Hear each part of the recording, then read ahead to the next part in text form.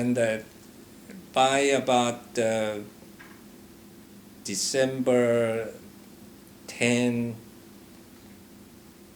12, that time, there were these refugees, pushing down from north down to and they were on top of trains, and to any means they tried to escape that the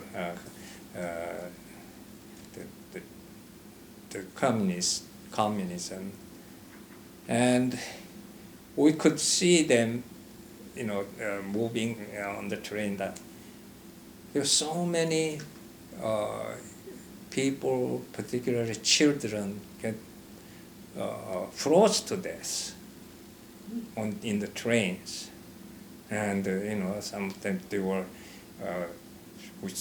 when trains stopped in a station, something the train's not moving just steadily. They stop there for a long time and then start moving, and when they stop, they come down and they bury the death and so on.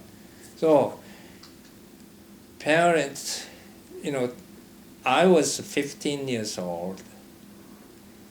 Then my younger brothers were too young. My parents thought they just cannot come along. I was just big enough to take care of myself, so my parents included me to refugee move, and also that time a lot of people thought it was really ignorance. They underestimated communists and said when spring comes, the MacArthur will prevail and push back this Chinese back. So just a few months, the children can stay with the remaining relatives' house or someplace in the countryside. Do you think that a large percentage of the people left, or that it was kind of uncommon for your family to decide to leave? I mean, you said some stayed behind. Oh yeah, in our town, shall we say, 30% or 40% left. Okay, but in countryside, less educated, or these people, they just didn't care. They stayed, but most of these citizens lived in the city. Our town was not exactly a city, but it was close to a city size, and educated people. They all wanted to leave any way available. Was it mainly fear of the Chinese? No, the communism. Fear of communism? Communism. Okay. As the communists retreated, when MacArthur pushed back, they showed such a notorious treatment to the citizens. They killed so many innocent people. Who did? Retreating. As they were leaving? As they were leaving. Oh, they killed, they dumped into the wells, and they dumped into the, pushed into the tunnels, and exploded, and it's all kind of notorious things. So it was so much hatred among the citizens. So they wanted to escape as possible, as much as possible.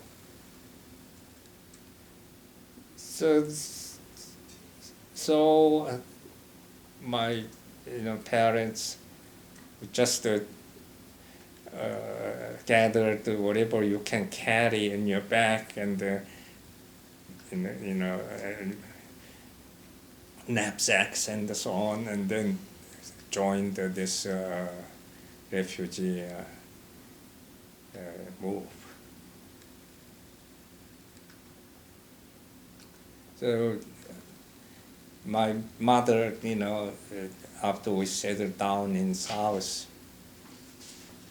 she was really heartbroken and said that she said that she should have stayed back and take care of that the youngsters, and so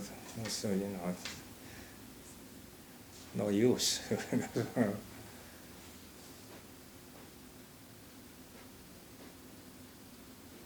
So I was just fortunate enough, old enough. I always say that I was just 2 years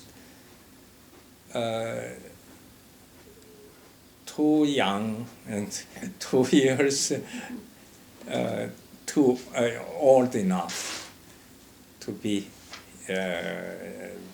moved to South.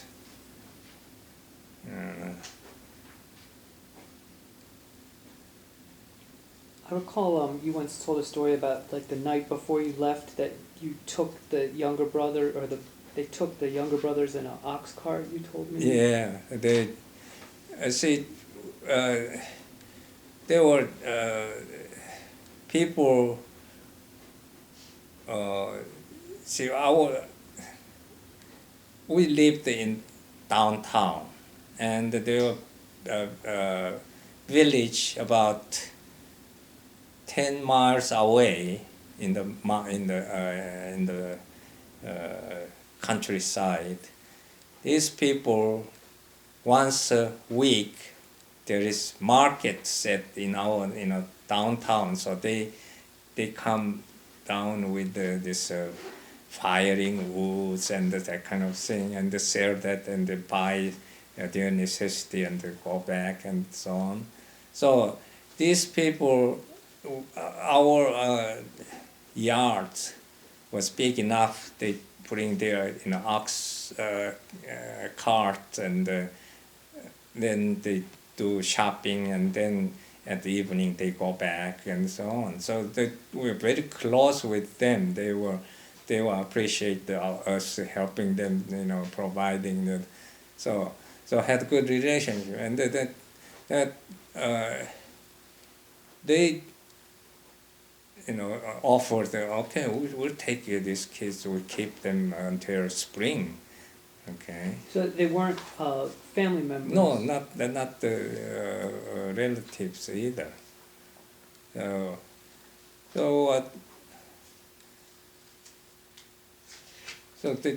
they were there down that day. So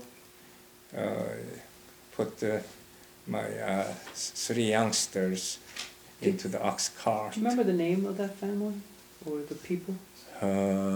No, Okay. no, I don't remember. But very nice people, I remember. About a month before that, during that severe bombardment period, we went that countryside and that house and stayed there a few weeks. So we were, they had kids our age too, so we played with them and so on.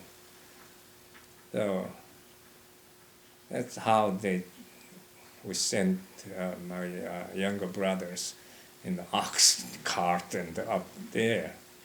That's how we separated us. So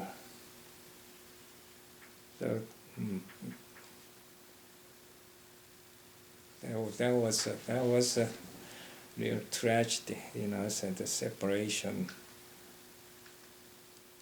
You do you think that the boys were old enough to understand what was Yeah, happening? yeah. And later, when I visited North Korea, the brother was telling me that, Which of your brothers? you know, the younger brothers, the oldest of the three were telling me that the the middle one, he was that time was about 10, and about halfway up there, he wanted to go back to home to follow us, and so he started running down. So older one went down and grabbed him back, and that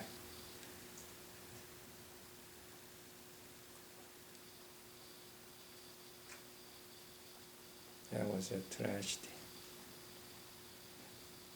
So those older two remembered those event very vividly.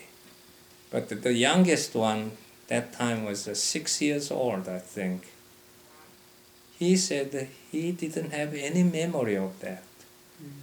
He didn't have any memory of parents. No. No, 6 years old. He didn't remember me either. Mm. He said he just heard that story later years, Yeah. and Do you know, did they live for a long time with that same family? not really, because eventually my sister took them in, brought them, and she had to act like a mother. You know, she was only 21 years old, and she had her own kid, a 1-year-old kid, and that she had a hell of a life, you know, taking care of this younger brothers, and then sometimes there were cousins there, older cousins, and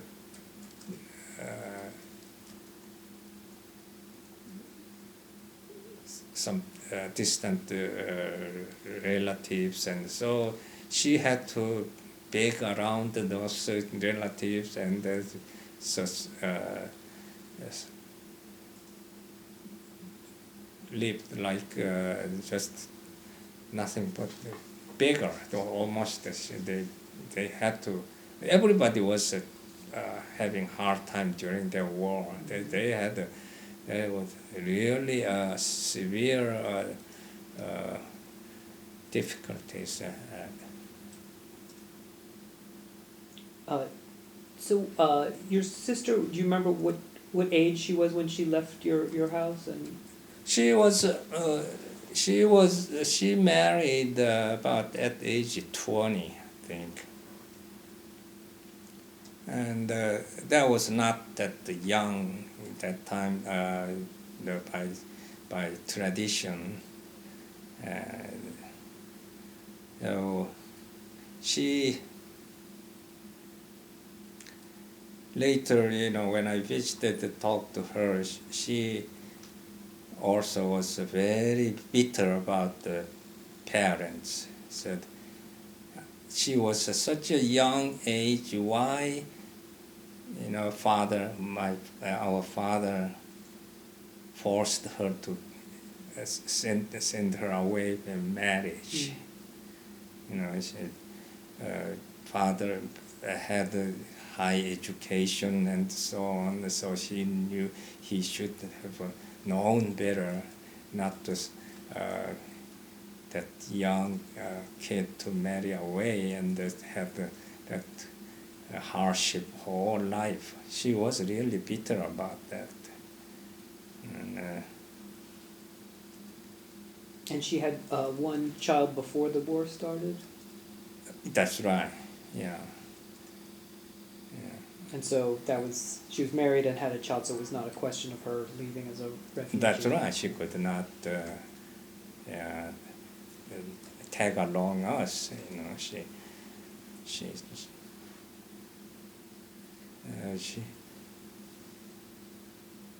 And you said that the man she married had was Yeah, an apple farmer? Yeah, she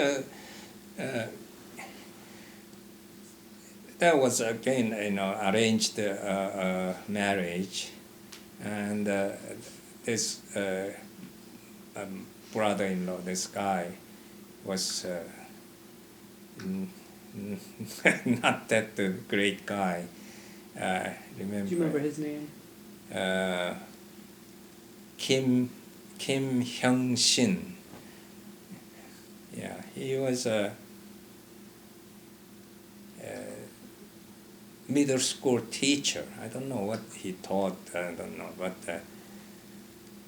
his parents owned this orchard, apple orchard farm, and that they had older sons, so two sons, and then one daughter. Two sons.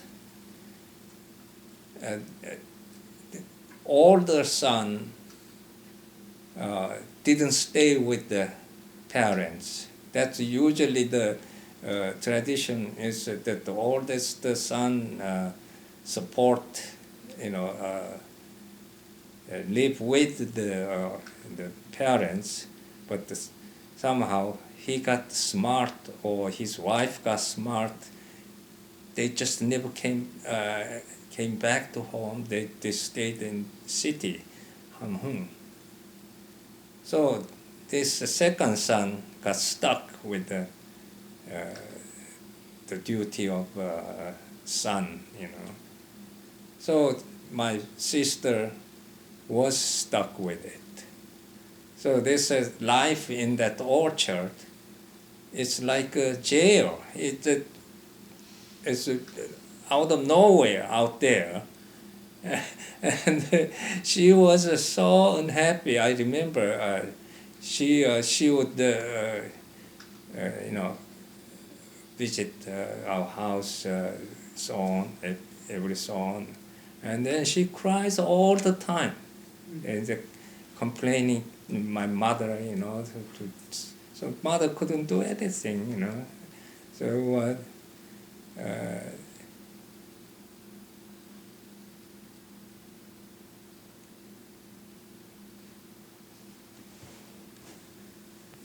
And that orchard you said was maybe about 10 or 15 miles away from your hometown?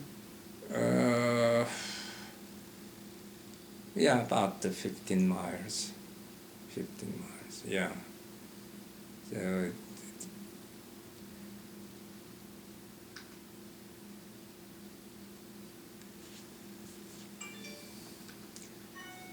So those the three younger boys, you think, moved in with her in that same house there? No, she eventually left. I don't know what the exact circumstance was, but her husband, my brother-in-law, had a mental problem, psychiatric, schizophrenic, most likely, and or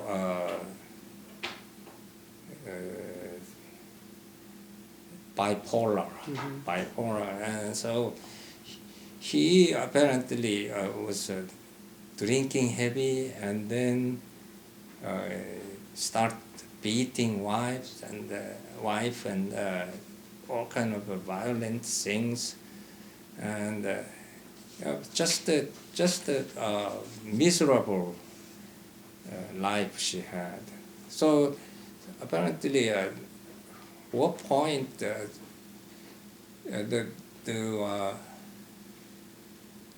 the authority took me away, institutionalized somewhere. It's never seen again that. And so she left that house, and then she started, supporting these younger brothers, and she herself had 3 more kids after that first one. So she had a total of 4 kids, two sons and 2 daughters. Yeah, I met them when I visited North Korea.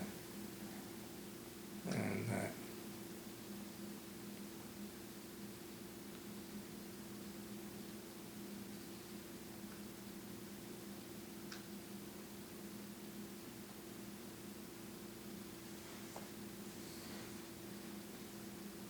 yeah, that was about it for my life in North Korea. That was and then new life started in South Korea. Yeah, that was. Do you want to talk? You want to stop, or do you want to talk about the boat trip down to South Korea, or do that tomorrow? Well,